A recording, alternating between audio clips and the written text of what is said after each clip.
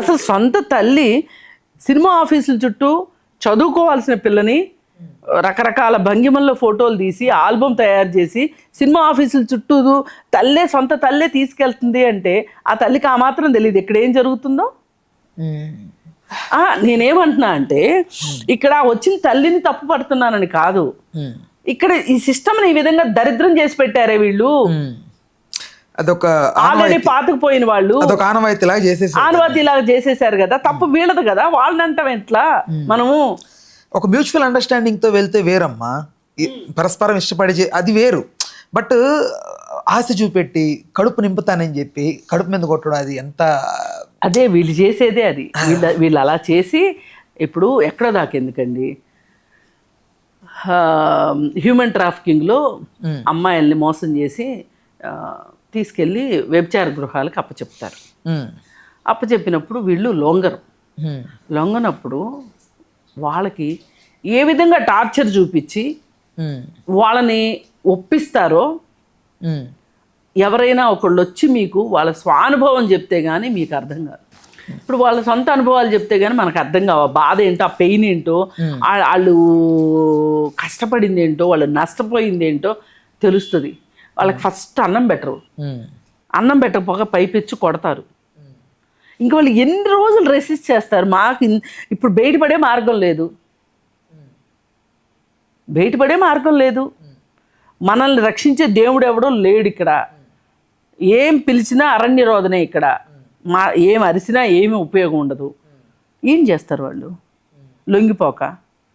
ఇక్కడ కూడా నాకు అలాగే అనిపిస్తుంది. వీళ్ళు అలా చేశారు, పరిశ్రమను ఆ విధంగా చేశారు, ఇండస్ట్రీని నాశనం చేసేశారు. వీళ్ళ వాంఛల కోసము, వీళ్ళ ఇష్టాల కోసము వీళ్ళు అలా చేసి పారేశారు. ఇప్పుడు కొత్త వెర్షన్ ఏంటంటే గేస్ కూడా ఉన్నారు. వింటున్నానమ్మా, అది కూడా నేను వచ్చిన అబ్బాయిలకు కూడా, అమ్మాయిలకే కాదు అబ్బాయిలకు కూడా ఇలాంటి ఇబ్బంది జరుగుతుంది అని చెప్పి చెప్తున్నారు. అందుకని ఏంటంటే ఇప్పుడు ఈ అబ్బాయిలకి జరిగితే ఆ అబ్బాయిలు గనక మనసులో ఒక్క క్షణం ఇలా నాలాంటి అమ్మాయిలు అందరూ బలైపోయారు అని అతను ఆలోచిస్తే అప్పుడు తెలుస్తుంది ఆ పెయిన్ ఎలా ఉంటుంది అని. కన్నం ఏంటి, పురిటి నొప్పులు పడ్డమ్మకే తెలుస్తుంది పురిటి నొప్పులు బాధ అన్నట్లు ఎవరైతే అనుభవిస్తారో వాళ్ళకే తెలుస్తుంది. కాకపోతే ఇక్కడ నేను రమ్యకృష్ణ గారిని అభినందిస్తున్నా. కాస్త ఆలస్యమైనా పర్వాలేదు, మీరు ఈ రోజుకైనా సరే మీరు సినిమా పరిశ్రమలో జరుగుతున్న దాన్ని ప్రపంచానికి చాటి చెప్పి, ఇప్పుడు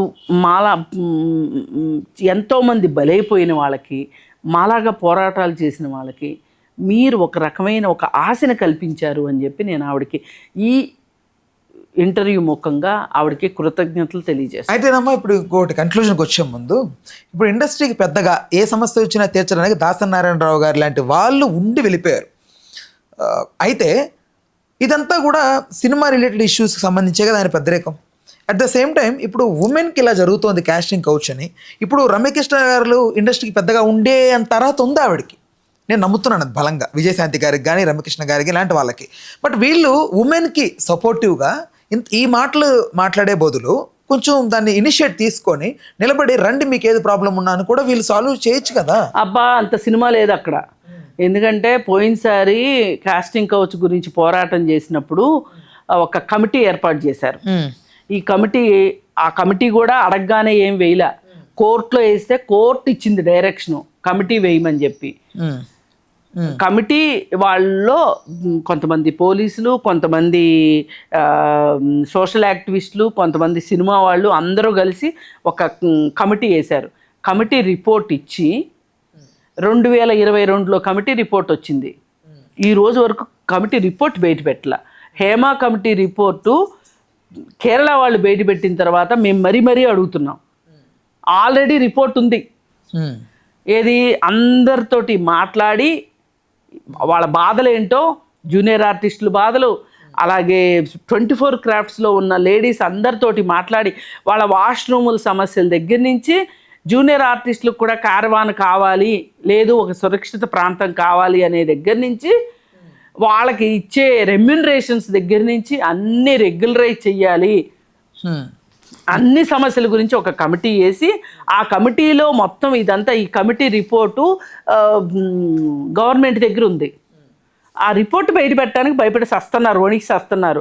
నిజంగా వీళ్ళు నిజాయితీ పరులైతే ఆ కమిటీ రిపోర్ట్ బయట పెట్టొచ్చుగా. మరి ఇట్లాంటి పరిశ్రమతోటి విజయశాంతి వస్తే ఏం జరుగుతుంది, రమ్యకృష్ణ వస్తే ఏం జరుగుతుంది? ముందు మారాల్సింది వీళ్ళు. రైట్, ఓకే అమ్మా, ధన్యవాదాలు అమ్మా, థ్యాంక్ యూ అమ్మా, థ్యాంక్ యూ.